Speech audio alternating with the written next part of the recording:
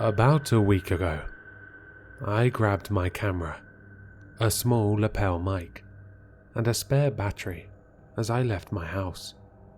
It had always been a bit of a dream of mine to speak to strangers and learn their life stories. I found something so intriguing about the hidden stories within the crowds around me. I wanted to record those stories and share them on the internet. The curiosity clawed at me, begging to be let out. On one Sunday I had off, I set out to fulfill said dream with what little equipment I had. I took the train into my local city. The ride was about an hour long. The train rattled along the tracks as I was basked in the blue-green tinted light from the windows. I hugged my equipment with a hopeful naivety. When the train pulled into the station, I was the first off. I was practically running out of the station and into the streets. I stepped out, full of hope and excitement. The day was warm and bright. Well, as I tried to find candidates, I found that people weren't too fond of laying their life out in front of me, and especially not in front of a camera. Most people said they were busy. Some said they just weren't comfortable with it. I wonder what would have happened if I just gave up. If I just turned down a corner a little farther away. I never would have met him. He was sitting in front of a closed storefront without a sign, cup, or hat to collect money from those who pitied him. He just sat and watched the people pass. He was haggard and wore little more than rags layered over rags. Beneath the layers of tattered coats, his skin was cracked and wrinkled. Dirt worked its way into every fold in his leathery skin. His ethnicity was wholly untraceable and ambiguous. You could stare at him for an hour, come to a conclusion on his background, and then have the decision shaken when you turned your gaze back upon him. His hair was long, black, and thick with grease. There was some unidentifiable factor about him that drew me in. He seemed to be marked with an air of intrigue, and, as I would find out, long-carried misery. When I approached him, he kept his head to the pavement. Despite the lack of proof to back it up, I was struck with the feeling that he was watching me. If not with his eyes, then by some other sense of his. Excuse me, sir," I said to him with poorly covered anxiety. "Would you mind being interviewed on camera? I'd like to know your story. It could be any story of yours. I'm very interested in learning about your life, and maybe even sharing it with others." He raised his head, and I was pierced by his gaze for the first time. His eyes were hard to describe. They were the deepest and most experienced eyes I had ever seen. If the eyes are a window into the soul, a glance through these windows reveals generations of clutter. I was taken off guard when he spoke. His voice was hoarse and sounded as if it hadn't been used in a very long time. His accent was about as impossible to identify as his ethnic background. His words were imprinted with a bias towards a language that had either been lost or had died. He told me that he was willing to be interviewed in exchange for a meal. I bought him food from the nearest fast food joint and ran back to his corner. When he lifted his head to watch my return, those eyes contained no expectancy and no emotion. He just watched as I presented him with what I'd bought for him. He ate silently with his bare hands as I set up my equipment. He ate slowly and carefully. I clipped the microphone to one of his tattered coats and started the interview. "Good morning. How are you today?" I started off. Despite my preparation, I was pretty unprepared to actually conduct the interview. "Good morning," was all he said in return. "What's your name? And how old are you?" "I forgot my name a long time ago, and you wouldn't believe me if I told you my age." I was taken aback, letting out a bit of an anxious laugh. "Okay. Well, where are you from? Did you grow up in the city, out of state, or in another country?" I don't think I've heard a laugh like his before. He choked on every breath. "I don't keep track of what it's called nowadays. It's changed a lot over my life." If I'm being honest, I was starting to get kind of annoyed with him. He just wasn't giving me any real answers. "Well, would you like to tell me your story? How you got here and what led up to that?" He paused for a moment, coughed, and spoke. "My clearest and oldest memory is probably my most substantial one. It was a long time ago, but I killed my brother. He had been getting on my nerves for a long time, so I struck him over the head with a stone while he worked. His cries were so terrible. He had never felt such pain before." I think he noticed my disposition change once he said this. "Don't worry," he said in an attempt to soothe me. "I have been duly punished 1,000-fold.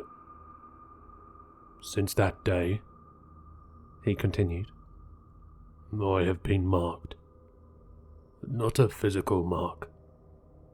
He cackled as he saw my eyes search him. "I'm marked by misery. The very fabric of the world around me drags me in such a way that I cannot die. But I cannot exactly live. I wonder. I am manifestly incapable of working. Nobody accepts me to work, and I can never seem to grip any kind of tool without it slipping out of my hands. I used to be a great farmhand when I still had my brother, you know. I haven't touched soil since." "You wonder?" "I've never been to the same place twice. I walk to some town or city, and I beg until somebody speaks to me. Once that seal is broken, I leave, and I don't come back. I'll leave once we're done with this interview." "Where have you been?" "Everywhere." "Everywhere?" "I've had a lot of time to roam the earth." He shook his coats, and layers of dust leapt up and floated down onto the pavement. "So much time." "How long? And don't say I won't believe you." "I haven't counted. Time doesn't mean much to me anymore. There is today, and there is tomorrow. Seasons pass and locations change. I lost track a long time ago. I just can't seem to die. Just as I can't work the land, I can't work a weapon. Whoever I meet, wherever I go, fate's tapestry corrects itself so that I never die. I am fed when I must be fed. I drink when I must drink, and I have never caught any kind of sickness. I kept pressing him about his age, but he just told me to drop it.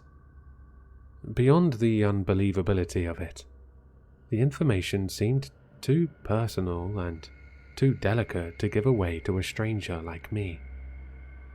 I moved on, asking him, "Well, with so much traveling, do you have any interesting anecdotes?" "Well," he began. "Once a man tried to rob me. It was the first time this had happened to me. It was fairly early in my penance for my brother. I genuinely had nothing to my name save my clothes. The same is true throughout my life. He was irate and started swinging a knife at me. I guess this is the first time that I really understood the nature of my punishment. Every slash missed me. The assault ended when a slash missed and the blade sunk into his own side. I don't know what happened after that. That's been pretty consistent. Whenever I'm in serious mortal danger, some brush of disgusting luck leaves me intact. Every gun leveled against me has jammed. Every assailant's attacks have landed only on themselves. The strings of fate tug at them to prevent my death." "Would you say you're divinely protected?" He shuddered a bit when I asked him that. "Absolutely not. I am cursed. Cursed to wonder. Cursed to observe from afar. Cursed to live. Cursed to be unable to form any kind of lasting personal bond. Do you have any idea what that does to a man?" "I can't say I do." "I have had a single friend in my life. It was some dog I fed in some town I've since forgotten. He followed me as I wandered. He was a sickly thing, but I really was quite fond of him. He was killed in the streets by some evil kids who wanted to watch me cry. I'm cursed to bring harm to those around me.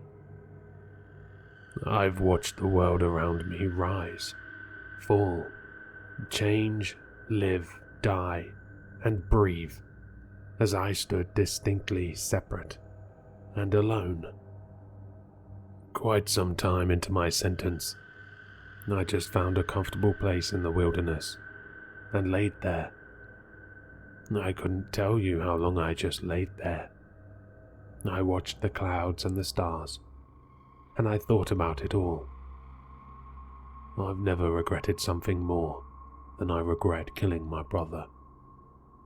He got off lucky, if you ask me. Punishment was so new back then. My life feels like a trial run for hell. Eternal life and eternal death aren't so dissimilar." I had no idea how to respond to this guy. This was so far from what I wanted to get out of the interview. I thought I could find someone with fun anecdotes from their early days, a tragic twist in their life, and a heartwarming message to keep trying your best. This just sucked. Plain and simple. I resolved to just ask one more question and leave. "Do you have anything you want to tell whoever may be watching or listening to your story?" He thought for some time. "Appreciate death while you still have it." I thanked him for his time, packed away my equipment, and walked away. He turned his weathered eyes back to the pavement as I walked away. I couldn't really put my emotions together. Every thought of mine just seemed to sprint off in an odd direction. The train ride back home was spent in the absence of thought. I scrapped the video when I got home. I just couldn't bring myself to revisit the footage. The only reason I'm recording this here is so I can just get it off my chest. Appreciate death while you still have it.